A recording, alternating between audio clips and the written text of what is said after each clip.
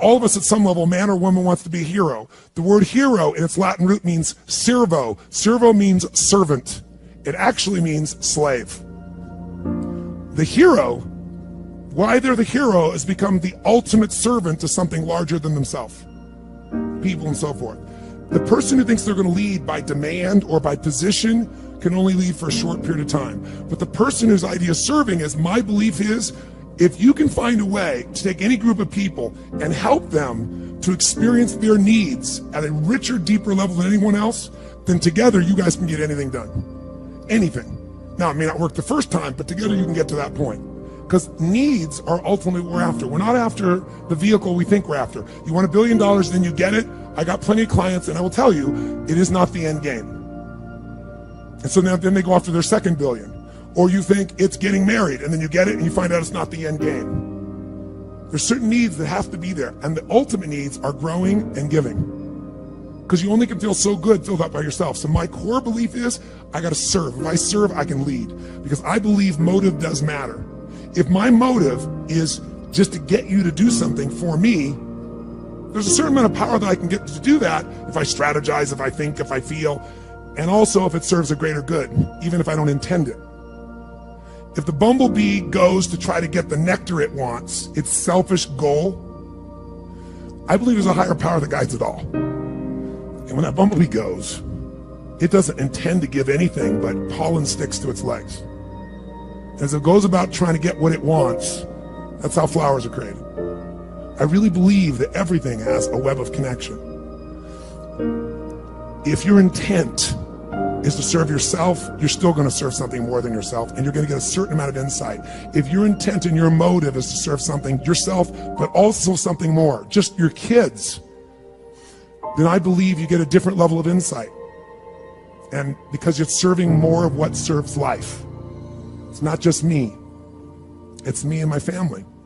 If you're trying to serve a community, I believe you get a different level of insight. If you're trying to serve humanity, you get a different level of insight. I get emotional thinking about it because this is why I do what I do. So when someone stands up, it's not about business, it's not about anything, but about serving them. So I will use abrasive or creative language. I'll use whatever it takes, humor, stupidity. I'll make fun of myself. I'll challenge. I'll do anything to serve. That's why I'm here. I don't need to do more, but I love to see someone free and alive and lit up. So when that's your motive, no matter how people perceive you on the outside, if they're around you long enough, you can't hide what your real motive is. And they'll see it and they'll feel it. Motive does matter. If it's to serve something high, it'll be there. That doesn't mean you don't get served too. And in business, you got to be served. Or I used to do business and I lose money in the business and everybody else was happy. And it was wonderful, except I had no business. So it's, killing the goose that lays the golden eggs.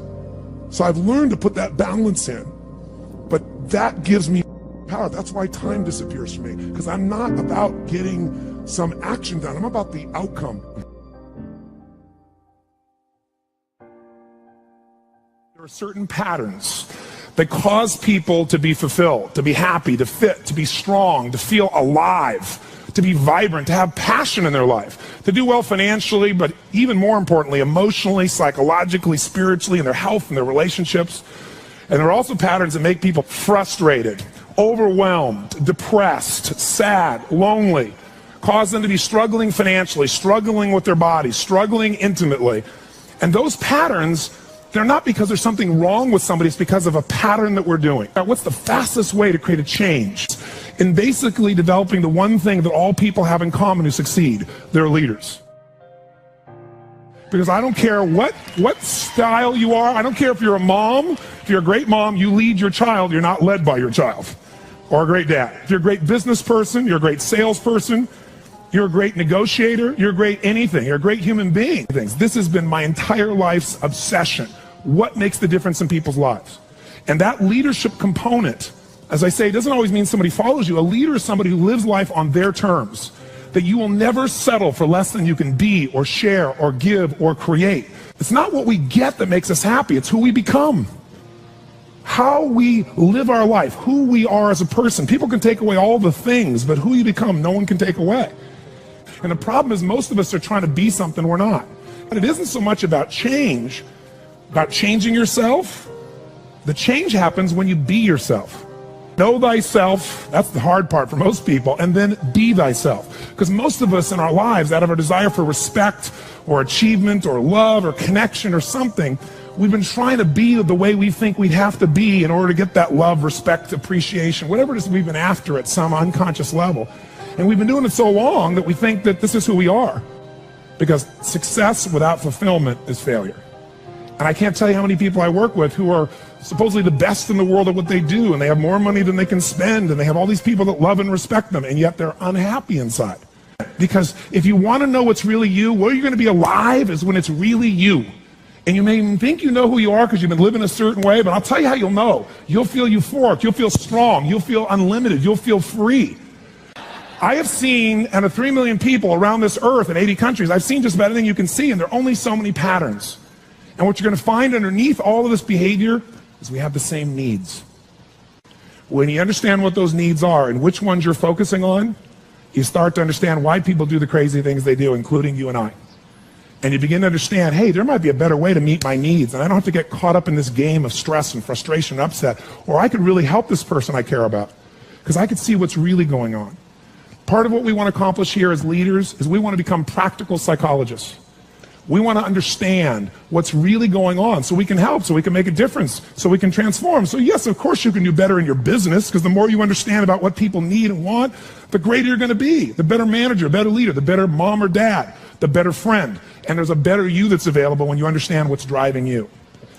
But most of us are running patterns over and over again, and we want to free that up. To free it up, we got to break the pattern.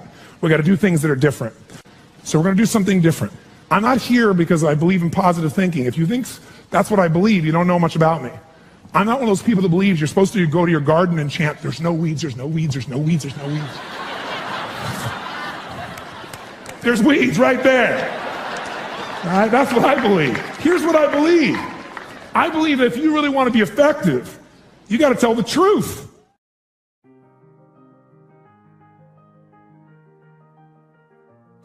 What I want you to get is that the single most important skill in life, it's the word that all leaders have. What would that word be? Influence. What changes companies is leaders.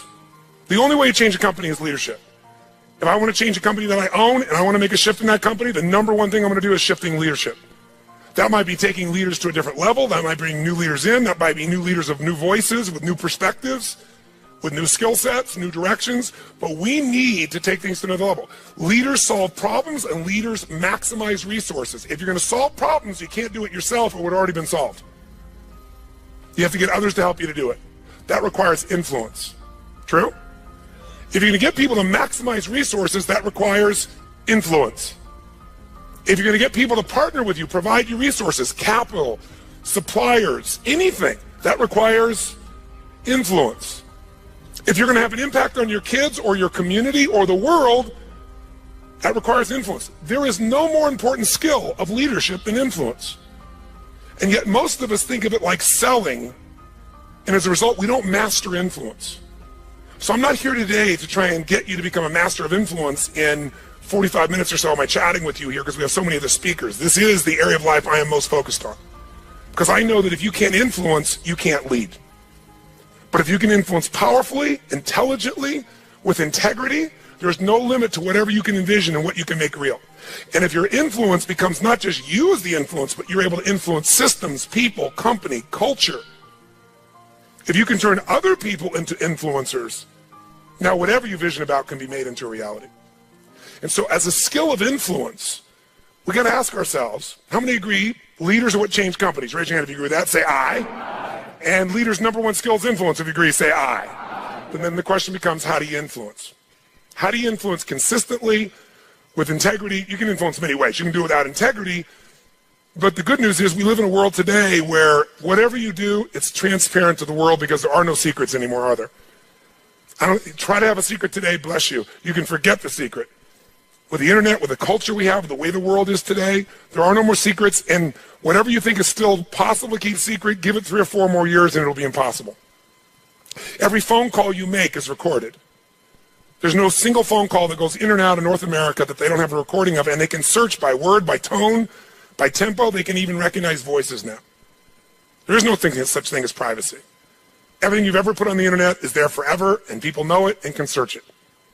The way you write is searchable now. You can not sign your email, you can put it on somebody else's email, and the structure of your language and the way you influence things can be studied at this level. So the good news about that is manipulation as an ongoing tool for success is over. But adding value will never go out of style. Truth will never go out of style. So influencing with integrity is the secret. But what really influences people? Do facts and figures, we give you enough facts and figures out of a core story, is that going to influence people? No. It's the weaving of that story together in a way that produces what shifts people. And that's human emotion. Ultimately, the big game here is emotion. You have to influence emotion. You have to influence the emotion of your people. If you're going to maximize resources, and if we all agree, as we talked about the other day, it's not a lack of resources, it's a lack of what? Resourcefulness. If you're creative enough, if you're playful enough, if you're determined enough, if you're focused enough, you can find a way. If you're giving enough, if you're generous enough, if you're honest enough, if you're courageous enough, you will get people to help you. You will find the way. You will make that thing happen. You'll access the resource. You get someone to coach you, teach you, loan it to you, let you try it, drive it, experience it. So it's the ability to influence emotion, because that's what affects our intellect. That's the bottom line. A core story is only there to give you a set of facts to educate someone that will make them emotional enough to make a decision. And what they do is they go through a series of things that you have emotions about. They may say them in a non-emotional way, but the only reason they work is because you know they're going to open the person's emotion. How many agree with me on this? Say aye. So as leaders, we can never forget that humans are emotional creatures, including ourselves. And to influence other people, we have to know what already influences them. And we can't ever forget what truly influences them. It's going to come down to our ability to connect with them at a deep emotional level, or get others to do the same. Here's how I'd say it in a really simple term. To influence someone, you have to already be influenced.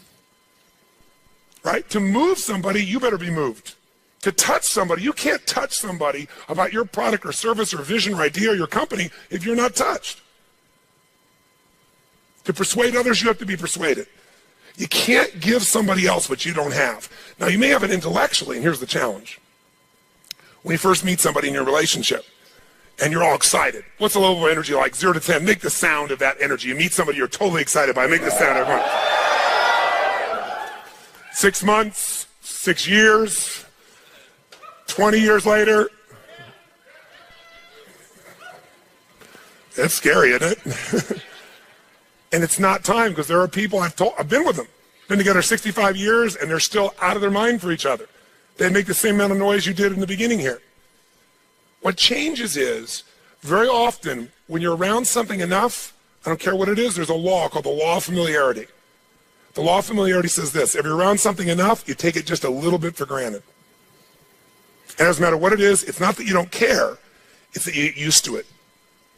It's that the variety of it is not quite as high. It's not so new. And with that, sometimes you give it less significance. Even though in your heart you know it's significant, you don't keep the aliveness of it. It becomes something you intellectualize versus something you feel inside your body with a passion.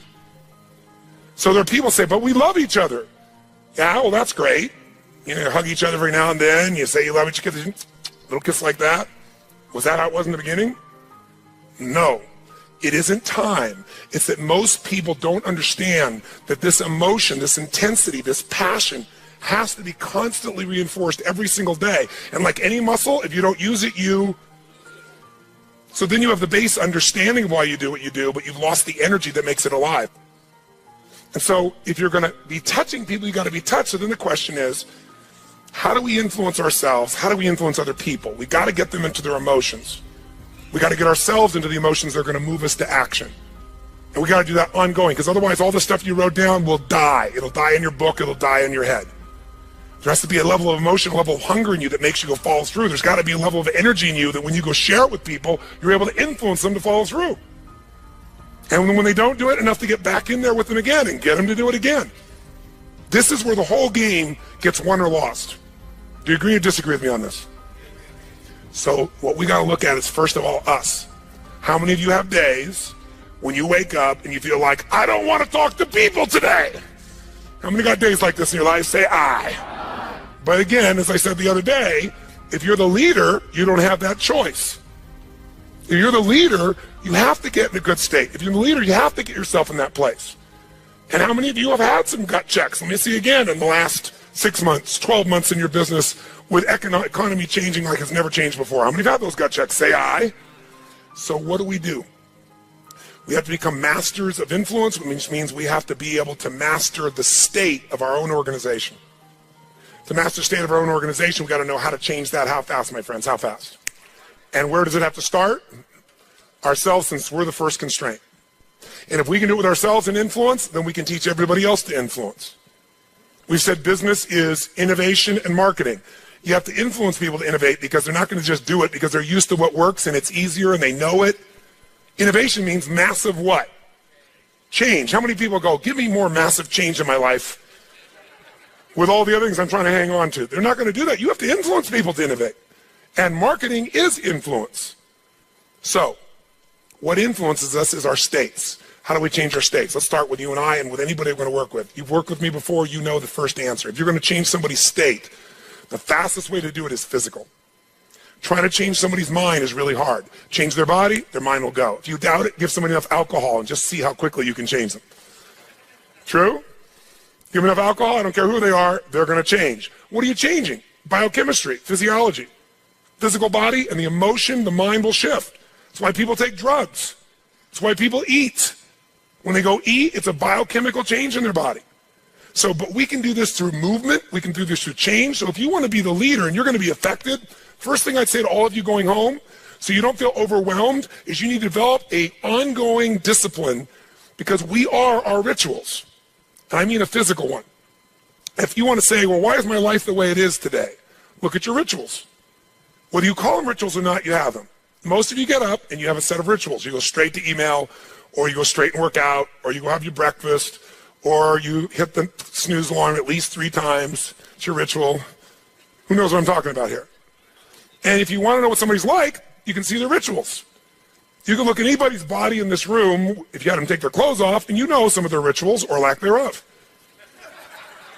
Is it true? If every day you get up and your ritual is you go to Starbucks and order a smoke boca, whatever those things are that you have, right? And a big muffin and whatever it is, right? And that's what you do every day. It's not hard to figure out what you're going to be like by 10:30 in the morning. You're going to be looking for your next coffee, your next whatever, because we want to stimulate your adrenal glands like crazy, and they're going to drop predictably. And we know what your stress level is going to be like. We know when your energy is going to go and fade. It's predictable because of your rituals. If you eat a certain way, you can predict that person's going to be fat and tired. You eat a different way, you know. If a person eats and they exercise a certain way, you know what their body's going to be like. Who here works out 5 days a week, never misses? It's just your life. Let me see your hands. Look at the number of people here. That's fantastic. Give everybody a hand. That's really fantastic. Who here honestly never works out consistently? Right? Don't clap. Now here's what's interesting.